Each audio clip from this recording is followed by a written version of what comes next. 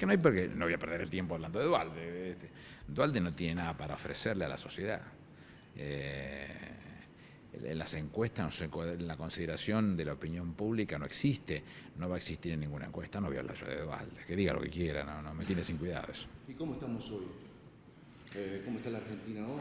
¿Hacia dónde La Argentina vamos? viene de salir del infierno, viene de estar prendida a fuego, así la agarra Néstor Kirchner. Y tenía por remontar una cuesta muy difícil, donde teníamos una deuda impagable de 54% de pobreza, 27.7% de indigencia, 28 puntos de desocupación, una deuda que no había sido contraída por este gobierno, pero que comenzaban a vencer los pagos y había que cumplir con ellos. Y hoy estamos en una Argentina que de 160% del Producto Bruto Interno tiene tan solo el 39%, 37% de deuda y sigue desendeudándose.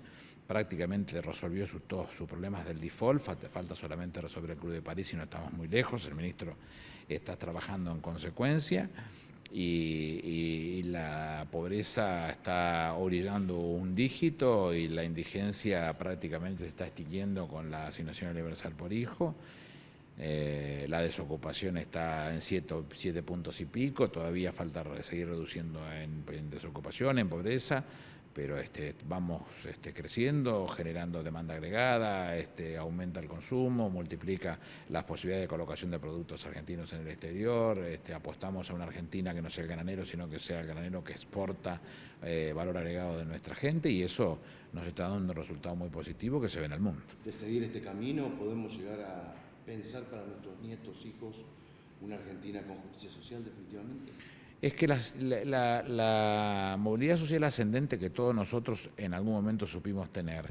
Yo tenía muy en claro que terminaba la escuela 28 de Quilmes y empezaba el comercial de Quilmes para después, una vez terminado mis 5 años de perito mercantil, iba a ser contador público. Yo nunca lo dudé, sabía que eso iba a ser así. Y uno se recibía de contador público y después trabajaba y con el tiempo tenía su casa y su auto, porque era la vida esa.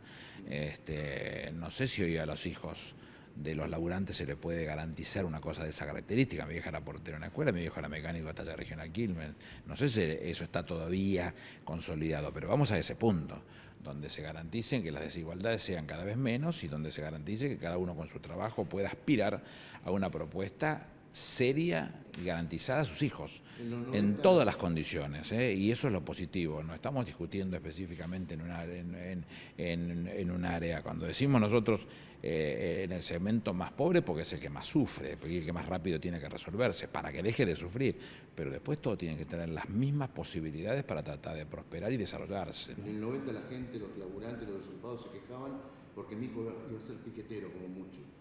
En los 90 le generaron, en el 90, con el uso de herramientas neoliberales, que a lo mejor uno las hubiera utilizado, porque cuando nosotros decimos que hablamos de una política heterodoxa, también utilizamos políticas ortodoxas, si no, no tendríamos 53.400 millones de dólares de reserva, o cuidaríamos, como la presidenta cuida celosamente, el superávit fiscal primario y el superávit comercial. Es decir, pero esas herramientas neoliberales se convirtieron en una ideología, y esa ideología nos hizo pedazos en la peor de las formas, porque hay pibes de 18, 20, 23 años que no han visto nunca a su viejo venir fundido o transpirado de laburar, no vieron nunca eso, y rompieron quizás una de las partes más importantes, que es la cultura del trabajo, y no porque el hombre sea un vago, sino porque no tenía con qué. Entonces recrear esa situación en donde el trabajo siga siendo el eje motor del desarrollo y de las posibilidades futuras de nuestros hijos, esa es la gran propuesta y a eso estamos yendo, y no tengo ninguna duda que vamos por un excelente camino. Ministro, las primeras líneas del kirchnerismo, del gobierno, dicen profundizar el gobierno en el 11. ¿Qué significa profundizar el gobierno? Profundizar el modelo más que el gobierno. Cuando Néstor Kirchner comienza el 25 de mayo del 2013, él hace un desafío muy fuerte ante la Asamblea Legislativa, que representa al pueblo de la nación. Y él le dice: no voy a dejar mis convicciones en la puerta de la Casa de Gobierno. Y sus convicciones eran varias. Yo que tuve la oportunidad de hacer toda la campaña con él y no lo conocía, no era una persona, un amigo mío con lo cual uno tuviera en claro lo que pensaba, empezaba a mamarlo, a conocerlo, y a mí me asombraba un determinismo calvinista superlativo. Y eso me enamoraba porque contagiaba eso. Y él entre las cosas esas tenía una Argentina que tenía que cambiar. Yo recuerdo que un día me llamó siendo ministro del Interior y me dice, mira, en un rato vamos a grabar un mensaje, voy a pedir a las cámaras que comience el juicio a la Junta, a la Corte, a la Corte Suprema de Justicia, por varios temas, entre otros, las discusiones específicas, la especificación y demás hierba, y otro de lo que había sucedido con los militares y lo que se estaba trabajando, pergeneando en las sombras de la posibilidad de avalar la obediencia civil al punto final. Toda esa discusión que plantea él, yo debo haber puesto una cara de espanto. Y me dice, ¿qué te asusta eso? No, le digo, decime que no volvemos nunca que no volvemos para atrás. Me dijo una cosa que me grabó para siempre, decir, ¿qué es el poder? Los granaderos, el helicóptero, la quinta presidencial de Olivos, si es eso me voy a mi casa. Yo creo que el poder tiene que ser otra cosa, cambiar, transformar la Argentina para los otros. Y esto es quizás lo más fuerte que nos dio, porque arrancó con el tema del resolver el tema de la deuda, y la quita de los 70.000 millones de dólares es un paso trascendental en el cambio para los argentinos, porque no solamente no volvimos a endeudarnos, sino que comenzamos a retroceder. Ese desendeudamiento comenzó a operar en sí mismo. Y a eso sumado con la generación de trabajo en los planes de obra pública, en los planes de vivienda, en la solución de temas que parecía por años que eran impensados, porque eso era gasto inútil, y nosotros lo convertimos en una inversión real en la necesidad de los argentinos. Y esa transformación que Néstor opera y que Cristina consolida en reformas estructurales y en mejoramiento de la vida institucional de los argentinos, se ve a todas luces que es el camino correcto. Y entonces nosotros empezamos a ver resultados que hoy nadie puede negar.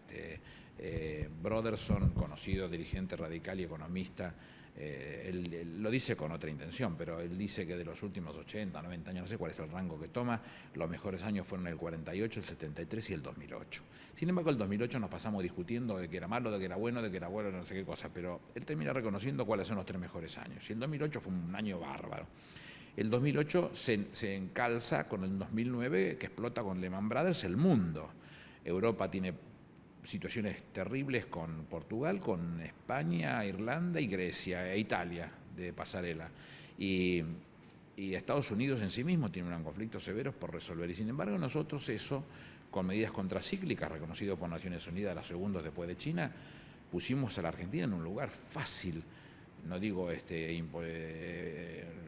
las cosas resueltas, fácil de poder contener, porque había herramientas más que suficientes para poder hacerlo, y de hecho hoy estamos en buenas condiciones, cerrando 8 y pico % de crecimiento en el 2010, que era impensado para la mayoría de los gurúes argentinos, que les encanta hablar mal de la Argentina, ¿no? Y en ese marco también toda esta recuperación de esas banderas de los movimientos de derechos humanos, que hilvana también Néstor, digamos, cuando asume, toma todos esos pedidos de reivindicación, y cómo también genera una posibilidad de cambio cultural, que digamos que sin ese marco tampoco creo que la ley de medios, que fue tan peleada y pedida y militada, no hubiera sido posible. Sin embargo, hoy seguimos con esas... Es que es toda una definición estratégica, porque cuando se enuncia en sí mismo el tema de derechos humanos, no alcanza con enunciarlo. Uno puede enunciarlo y no cumplirlo, y con lo cual estamos siempre en la misma situación. Somos todos cumplidores. ¿Te acordás bueno, vos sos muy chica, pero nosotros nos acordamos bien de las calcomanías de la época del proceso, que decía los argentinos somos derechos humanos?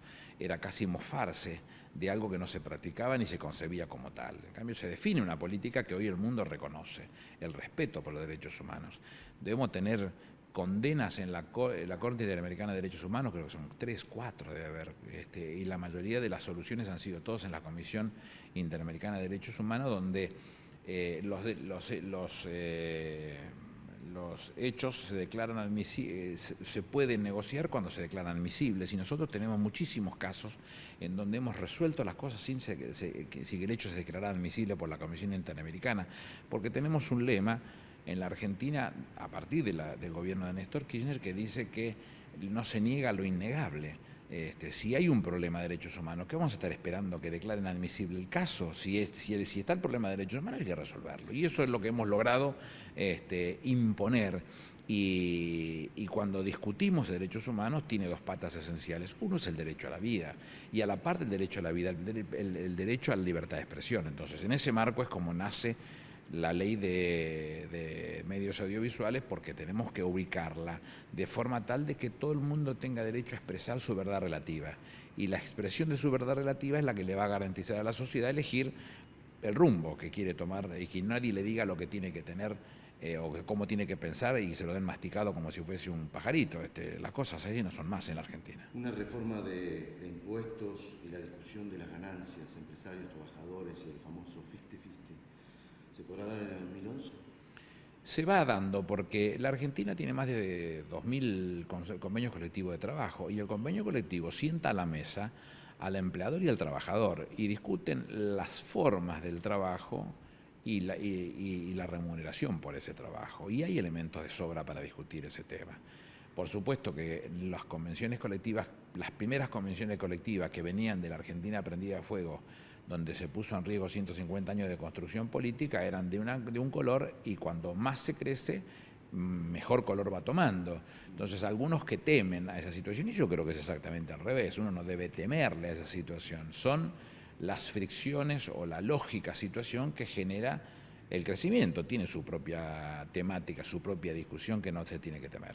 Entonces va a haber lugar para discutir todo ese tipo de cosas en la medida que sigamos creciendo y que vayamos dándonos opciones para garantizarnos trabajo, para garantizar formas de trabajo, para garantizar salarios que correspondan o que sean adecuadamente administrados y reconocidos como tales.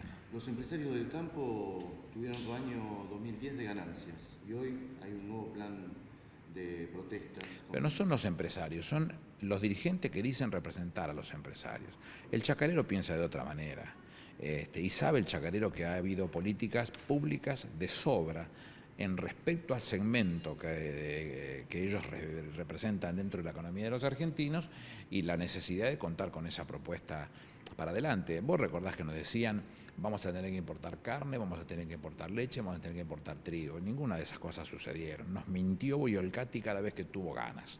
Y la realidad es que ahora sigue pasando lo mismo, porque en algún momento para importar significa que no tenemos para agregar, ni siquiera para poder consumir los argentinos. El consumo de los argentinos tiene que estar rondando los 6,5 millones de toneladas de trigo, y la cosecha tiene que estar por arriba de los 14 millones de toneladas, con lo cual que el resto esté en condiciones de ser exportado y que se gane dinero es lógico, y además nosotros necesitamos que eso sea así porque son divisas para nuestro país. Entonces, ¿tiene penetración el discurso de la mesa de enlace en el pueblo? No, si hoy mismo está siendo cuestionado por un montón de gente que dices que no son representados por ellos mismos, y el chacarero no se siente representado por ellos, se sentía representado a lo mejor, o veía que había alguien por lo menos que decía algo distinto cuando no había políticas públicas, pero cuando se generaron todas las políticas en defensa de la leche, por dar un ejemplo, cuando se fijó un precio entre 77 y 81 centavos, cuando se puso una diferencia, atento que había bajado de $5.000 la tonelada de leche descremada de bolsa de 25 kilos a menos de $2.000, entonces había que